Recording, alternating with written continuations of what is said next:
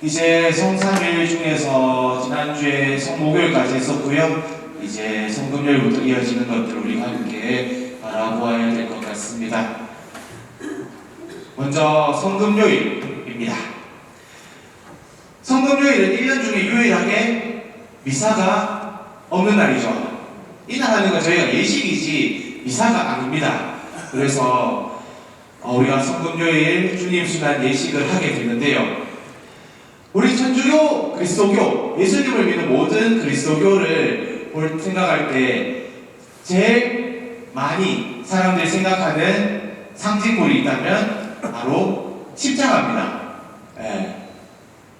우리 성당에도 십자가가 세워져 있고 교회에 가도 십자가가 세워져 있고 예수님을 믿는 종교에는 십자가가 가장 대표적인 상징물이죠. 근데 여러분들도 아시다시피 십자가는 그렇게 기분 좋은 상징물은 아니에요. 십자가가 뭡니까? 사형도구죠. 옛날에 어느 신부님이 그런 얘기 하셨습니다. 만약에 예수님이 교수형에 처해졌으면 우리는 십자가 대신에 밧줄 달고 있을 거라고. 근데 이상한 종교입니다. 사형도구가 우리 구원의 대표적인 상징이 되었습니다. 왜 그럴까? 그래서 우리가 이 십자가를 통해서 우리의 생각을 전환해야 됩니다.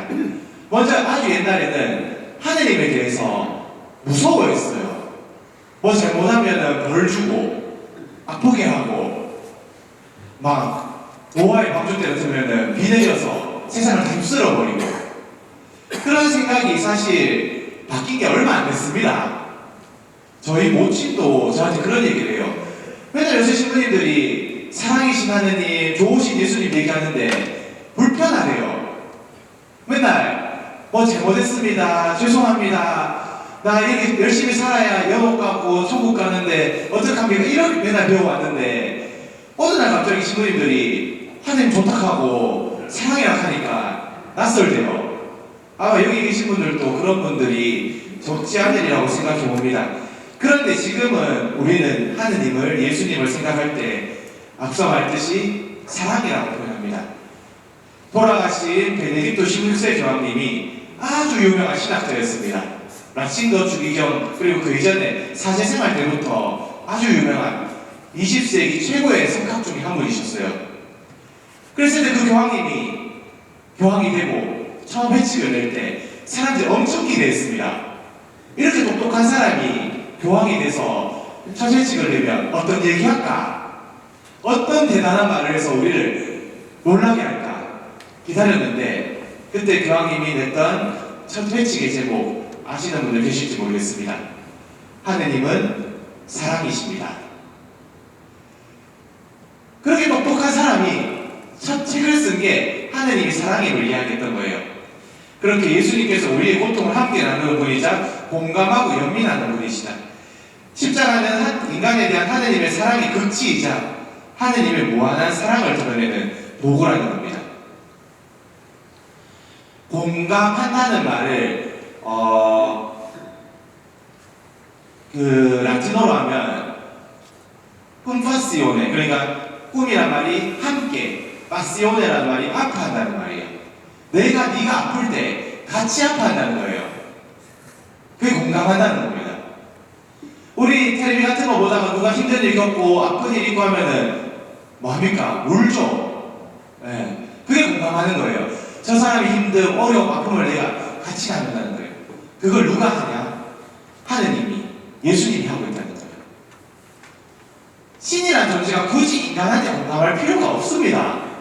세상 어떤 신이 그렇게 했을까요? 근데 예수님은 인간의 그런 고통과 아픔을 온전히 같이 나누기 위해서 이 땅에 왔고 십자가에 달렸고 뭐가 되었느냐? 사자와 같은 힘을 가진 구세주가 아니라 어린 양과 같은 사랑을 전하는 구세주로서 우리에게 왔다는 겁니다. 당신이 직접 희생 제물이 되었다는 거예요. 저 십자가를 위해서. 그랬을 때 여러분은 다 아시다시피 하느님이 아브라함한테 시험을 하죠. 네 아들 이삭을 제물로 바쳐라. 그렇게 말해놓고 하느님이 예수님이 참 좋으신 분이라서 마지막에 죽이려고 할 때 말리죠. 그리고 다른 희생제물을 내어주십니다. 근데 하느님은 어땠냐? 하느님은 당신의 외아들을 우리 인간의 구원을 위한 희생제물로 내어주셨다는 겁니다. 물멸이신 아드님, 신인 아드님을 우리를 위해서 죽음에 넘기셨던 거예요. 그렇게 십자가는 인간에 대한 사랑이자 구세주의 가장 위대한 사랑의 현현 드러낸다는 것입니다. 그랬을 때 그 십자가 위에서 예수님 뭘 체험했냐?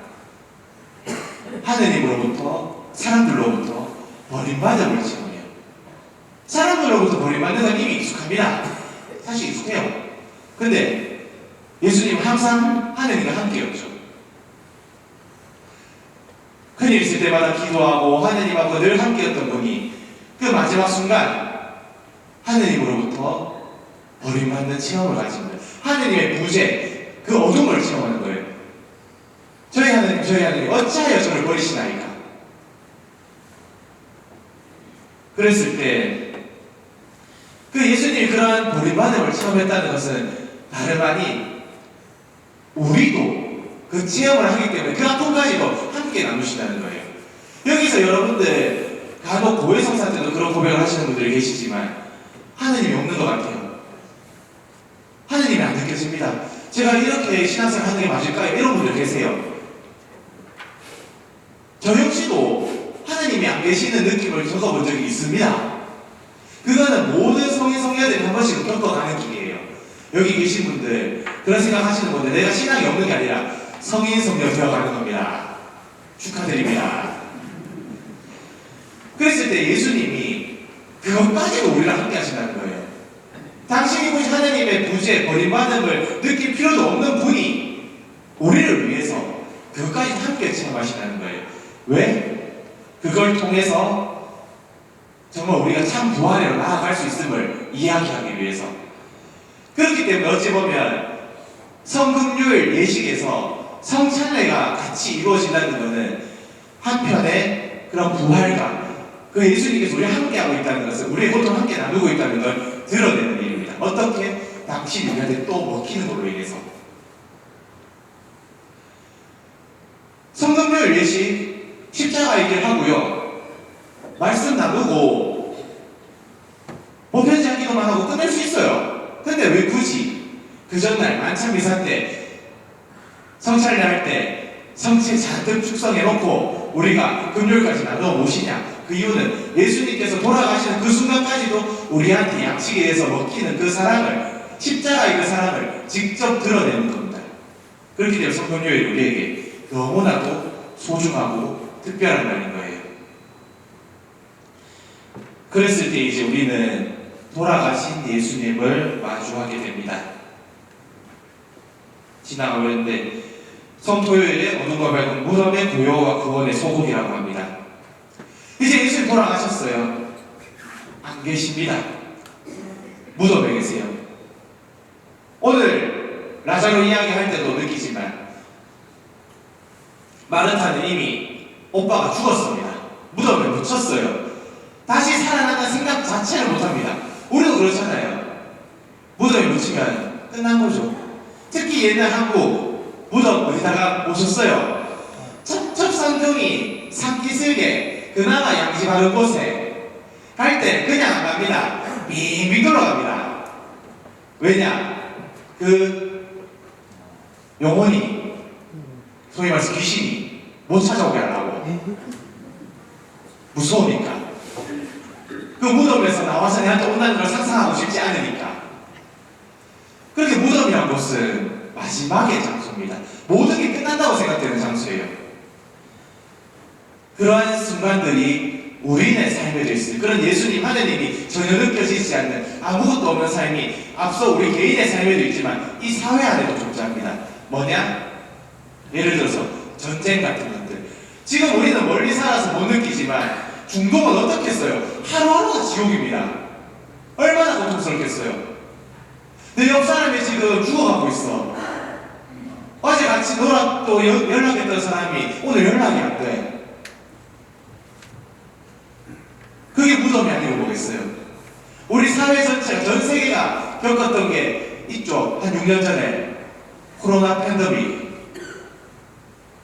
친구 만나고 싶은데 못 만나요. 친구인 제가 미사를 봉헌하고 싶은데 여러분들 만나지 못해요. 방에서 저 혼자 미사해야 돼요. 여러분들도 마찬가지라. 한 번씩 연락 오고 소식 들려오는 게 전부예요. 그 연락이나 소식이라도 오면 다행이에요. 같이 저녁 한 끼 먹고 싶고 같이 술 한잔 하고 싶은데 그러지 못해요. 사회의 어둠의 시간입니다. 그런데 우리는 기억해야 돼요. 그게 끝이 아니라는 것을. 돌아가신 예수님이 뭘 했냐? 우리 사도신경에 항상 고백하죠. 저승에 가시어 사흘 날에 부활하시고. 예수님 바로 부활하거나 바로 하늘에 승천해도 됩니다. 십자가 위에서 그대로 승천하며 살면 더 많이 믿을 거예요. 근데 예수님 굳이 돌아가시고 어디에 가시느냐? 저승에 갑니다. 왜? 예수님이 부활하게 하고 싶은 거, 구원하게 하고 싶은 거는 저승에 가 있는 사람들까지도 구원하고 싶으시기 때문에 죽음의 사슬을 끊어내시는 겁니다. 이 책에서 소개하는 그림을 제가 찾아봤어요. 이게 부활하신 예수님의 모습인데요. 밑에 보면 당신이 지옥문을 빵 차고 이제 양쪽에 서 있고요. 양쪽에 사람들 손을 한 명씩 잡고 있습니다. 누구냐 하면은 아담과 하와예요. 아담과 하와 손을 왜 잡겠어요? 첫 인간이 아담과 하와가 죄를 지어서 우리가 영원한 생명을 살지 못하게 된 것을 이제 예수님께서 이들을 구원시킴으로써 당신이 이제 우리 모두를 구원하신다는 걸 얘기하는 거예요. 그렇기 때문에 그 부활 성령사 되면 제가 몹쓸 짓을 하나 합니다. 한 8분짜리 노래를 해야 돼요. 부활 찬송을 해야 되는데요. 거기 뭐 그런 가사가 나와요. 아담이 지은 죄를 새로운 아담이 예수님께서 없애신다고. 이렇게 예수님께서 저승에 가셔서 이제 우리 모두를 구원하시려고 하는 겁니다. 그 사건이 이제 어디서 완성되냐? 파스카 성례입니다. 1년의 미사 중에 제일 큰 미사예요. 대신 다른 말로 하면 뭐냐? 제일 길어요. 제일 크기 때문에 제일 깁니다. 근데 우리 제일 긴 거 하지도 않아요. 여러분들도 아시다시피 파스카 성례 미사는 독서가 7개, 서강까지 해서 8개인데 우리는 3개 빼놓고 하죠. 언젠가 다 할 수 있는 날이 저는 오길 바랍니다. 왜냐하면 제일 크고 중요한 거를 한 번쯤은 제대로 해볼 필요가 있잖아요. 그거 조금 더 길다고 세상이 무너지는 거 아닙니다. 그런데 이 파스카 성례에서 중요한 거는 3가지 키워드가 있어요. 바로 빛과 불과 피입니다. 파스카 성례에서 하면 평소 때랑 조금 달라요. 불을 다 끄고 시작하죠. 왜 불을 다 끄고 시작하냐? 이제 이 세상이 앞서 말했던 예수님이 돌아가셨기 때문에 어둡다는 거예요. 우리 코로나 팬데믹 때 그 어두움, 지금 전쟁 상황의 그런 어두움이 지금 우리 안에 있다는 거예요. 그랬을 때 우리는 뭘 하냐? 불을 축복하고요. 그 불에서 한 초를 밝힙니다. 무슨 초냐? 부활초. 이제 예수님께서 부활의 빛으로 우리에게 다가오신다는 걸 생각하죠. 그러면서 뭘 하냐? 그리스도 우리의 빛하고 두 번째 했을 때 그 빛에서 사람들에게 빛을 다 전달합니다. 여러분들 초에 다 물붙이죠, 그때. 그렇기 때문에 여담인데 이 파스카 성례 때는 그래서 일반초를 써야 돼요. 왜냐? 축복된 예수님의 빛을, 불을 우리가 직접 다 나누어 가야 되기 때문에. 저번에 어떤 신자분이 모성당에서 LED 줬었는데 좋던데 우리도 하면 안 되나 하셨는데 안 됩니다. 다른 데는 다 돼도 이때는 안 돼요. 그런 이런 부활의 빛은 이런 어둠의 상황들을 몰아내는 힘이자 우리에게 위로와 확신을 주는 시간입니다. 그렇게 세상의 어둠은 빛이신 예수님께 유죄 판결을 내리고 그걸 수행했지만 이 파스카 초는 빛이 이긴다는 것을 보여줍니다. 아무리 어두워도 빛 하나만 있어도 보여요. 아무리 어둠이 짙어도 그 그 빛이 어둠을 이긴다는 겁니다. 하느님의 빛이 꺼지지 않고 우리와 함께 있다는 거예요. 그래서 존 헨리 뉴먼 주기경님 얘기하시죠. 오 하느님, 당신은 어둠을 밝히실 수 있습니다. 당신만이 그렇게 할 수 있습니다. 우리 마음속에 어둠을 밝힐 수 있는 빛은 예수님을 줄 수 있다는 거예요. 근데 우리가 많은 경우 딴 데서 얻으려고 하죠. 그러다 보니까 힘듭니다. 그래서 이제 두 번째는 물입니다. 물은 파괴와 치유의 두 모습을 보통 나타내요. 그런데 하느님께서 주시는 물은 그런 파괴의 모습이 없습니다. 생명을 살리는 역할을 해요. 그렇기 때문에 교회는 전통적으로 이날 세례식을 해왔고요. 세례식을 하지 않을 때는 우리는 세례 계시식을 합니다. 그리고 사제가 이제 돌아다니면서 여러분들한테 세례의 물을 다시 뿌리죠. 우리가 세례를 다시 기억하기 위해서. 왜? 우리는 그 물에 잠겼다가 살아나면서 새로운 생명을 얻었고 하느님을 통해 살아가는 사람들이기 때문에, 그렇게 우리가 하느님의 생명으로 살아가고 있고 우리는 다른 사람들 거기에 초대해야 되기 때문입니다. 그러면서 이제 우리는 또 성찬례를 마주하게 됩니다. 피는 생명의 상징이죠.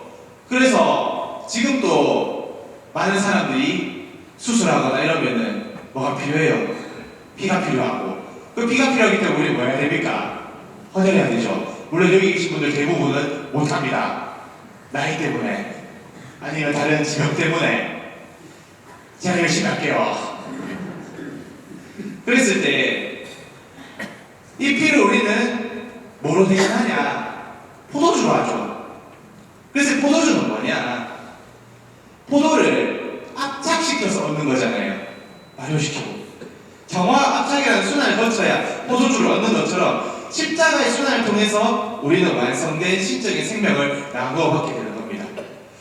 제가 이 특강을 할 때마다 얘기하지만 우리 인간은 고통받는 거 안 좋아해요. 피하고 싶습니다. 그런데 우리가 생각해야 되는 건 이러한 피의 의미, 진정으로 예수님께서 우리를 위해서 순환하고 고통하신 그 뒤에 우리에게 참 생명이 온다는 걸 우리가 기억해야 되는 겁니다. 그리고 이 피로서 우리는 뭐가 되냐? 하느님과 예수님과 더 나아가서 우리 모두가 혈연관계를 이룬다는 겁니다. 우리 다른 분들한테 형제 자매를 하잖아요. 근데 뭐 말만 그러지 않는지 잘 모르겠습니다. 그렇지만 우리가 참 형제 자매로 나아가야 된다는 걸 기억해야 되는 겁니다. 그렇기 때문에 우리는 이 주일마다 작은 부활 축제로서 함께 모여서 이 부활의 신비를, 성찬례의 신비를 같이 나누는 겁니다. 그렇게 빛과 물과 피는 파스카 성냥 때 우리에게 주어진 표지들로 파스카 성냥의 신비를 가시화하고 깨닫게 해주며 십자가에 못 박힌 예수님께서 살아계심을 보여주는 겁니다. 그렇기 때문에 이번에 여러분들 대부분 부활 파스카 성냥에서 오시겠지만 그때 그 의미 한번 다시 되새기면서 바라보세요. 빛이 있고 물이 있고 피가 있는 그 의미를. 그랬을 때 여러분들께 이 파스카 성냥 미사가 조금 더 특별하게 다가올 겁니다. 그러면서 대망의 부활절 주일입니다. 우리 인간은 대부분 과거의 영향을 받고 살아갑니다. 그래서 미래를 잘 생각 안 해요. 현재 살기도 바쁘니까. 근데 우리에게 확실한 미래의 보증이 하나죠. 왜냐하면 우리가 미래를 잘 못 믿는 이유 중에 하나가 뭐냐면은 미래에 무슨 일이 생길지 아무도 몰라요. 내일 내한테 무슨 일이 있을지 내가 어떻게 합니까? 제가 내일 대구 나가야 되거든요. 지금 제 계획은 12시 15분 버스를 타고 가는 거예요. 그래서 제가 그 버스를 탈 수 있을지 없을지 제가 어떻게 합니까? 늦잠 자서 놓칠 수도 있고, 아니면은 그 시내 버스 타고 가는데 그 시내 버스가 늦게 와서 놓칠 수도 있고, 아니 생각보다 빨리 가서 그보다 빠른 버스를 탈 수도 있고. 미래는 모든 게 불확실해요. 어디까지 불확실하다? 내가 확실한 거 하나 있죠. 죽음. 근데 그 죽음이 언제 올지 어떻게 올지도 우리는 모릅니다. 불확실해요. 그랬을 때 딱 하나, 우리 믿는 이들의 신앙 안에 있어서 딱 하나 영원히 변하지 않는 미래에 대한 확신 하나가 있습니다. 뭘까요? 부활입니다. 우리는 반드시 부활할 거라는 거예요. 이것만큼은 우리에게 누구도 빼앗아갈 수 없는 희망이자 기쁨이에요. 믿는 사람들로서 우리가 행복할 수 있는 가장 큰 이유입니다. 세상 사람들 다 아니라고 해도 우리가 믿으면 그만이잖아요. 그랬을 때 우리는 그러한 확실한 미래를 통해서 현재를 지탱하고 사는 겁니다. 수많은 미래에 관한 희망들을 지탱하지만 그 중에 가장 확실한 게 뭐다? 바로 부활인 거죠. 그렇게 부활은 우리를 살게 합니다. 근데 이 부활은 조금 우리가 찾으려면 어려워요. 왜 어렵냐? 우리는 마리아 막달레나 성경을 통해서 발견할 수 있습니다. 마리아 막달레나가 예수님 찾으러 무덤으로 가죠. 그래서 그 성녀가 예수님 못 찾아서 계속 웁니다. 왜 못 찾냐? 바로 부활하신 예수님은 부활이라는 다른 차원으로 넘어가신 분인데 마리아 막달레나는 죽음 안에서 예수님을 찾고 있기 때문이에요. 시선이 다른 거예요. 우리도 부활을 잘 못 느끼는 이유 중에 하나가 뭐냐? 부활이라면 우리가 새로운 차원으로 예수님과 같은 하나님과 같은 존재로서 나아가야 가능한 일인데 계속 인간적으로 생각하니까 믿기가 어려운 거예요. 그래 뭐 죽은 사람들 살아난 사람 예수님밖에 없다가 내가 왜 믿노? 하면서 뭐가 필요하냐? 우리가 과거라는 무덤 안에서 예수님을 찾고 있는 게 아니라 고개를 돌려야 된다는 거예요. 우리 지금 계속 무덤만 보고 부활을 생각하고 있기 때문에 부활에 대해서 모르는 거예요. 내 몸을, 내 마음을 예수님께로 돌려야 된다는 거예요. 그랬을 때 우리의 부활 신앙이 시작돼요. 근데 그런 몸을 돌리는 역할 중에 하나를 예수님께서 뭘로 하느냐? 바로 이름을 부르는 데서 하십니다. 잠시 해놨는데요. 여러분들도 다들 잘 아실 만한 김춘수 시인의 꽃이라는 시입니다. 아마 이 책을 쓴 작가가 이 시를 알았더라면 이 시를 인용했을 거예요. 제가 생각했을 때는. 내가 그의 이름을 불러준 것처럼 내가 그의 이름 불러주기 전에는 그는 다만 하나의 몸짓에 지나지 않았다. 내가 그의 이름을 불러주었을 때 그는 나에게로 와서 꽃이 되었다. 그 뒤의 내용들도 여러분들 잘 아실 거라 생각하는데 아무 의미 없던 풀 하나가 이름을 불러줌으로써 하나의 꽃이 되는 거예요. 여러분들 학교 다닐 때 그런 경험 있으실지 모르겠어요. 저는 그랬거든요. 선생님이 야 너 하면은 왠지 기분 안 좋은데 재민아 하고 이름 불러주면 되게 기분 좋거든요. 그렇게 우리에게 이름이란 건 너무나도 특별하고 소중한 겁니다. 우리 각자 그렇게 이름을 갖고 있어요. 이 작가가 독일 사람이다 보니까 독일의 이야기를 하죠. 나치 수용소에서는 이름이 아니라 번호를 불렀다는 거예요. 번호는 그 개인의 인격을 없애는 거죠. 그랬을 때 예수님은 뭐하냐? 내 이름을 부른다는 거예요. 마리아야 하고 마리아 막달레나 불렀던 것처럼 예수님은 계속해서 우리의 이름을 부르고 계시다는 거예요. 그리고 우리는 그 이름을 어디서 얻었다? 세례를 통해서 우리는 그 이름을 다들 받은 거예요.